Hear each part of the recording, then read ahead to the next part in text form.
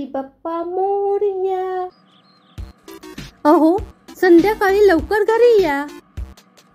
जानू, तू मला मिस करत आहेस ना, म्हणून संध्याकाळी लवकर घरी बोलावत आहेस.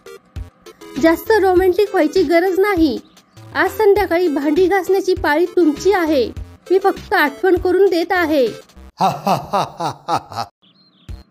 काय हो, काल तुम्ही खूप पिला होता का? नाही ग.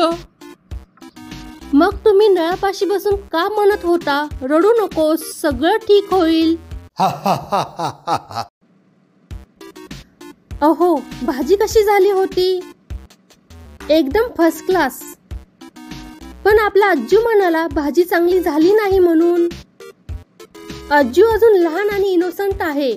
एकदा लग्न होऊ दे, म्हणजे त्याला कळेल घरात शांतता नांदावी म्हणून खोटे बोलावे लागते.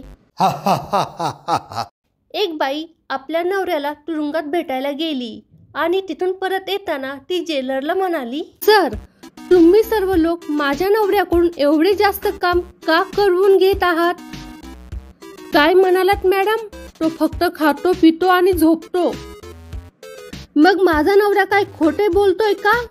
ते सुरुंग खोदत आहेत.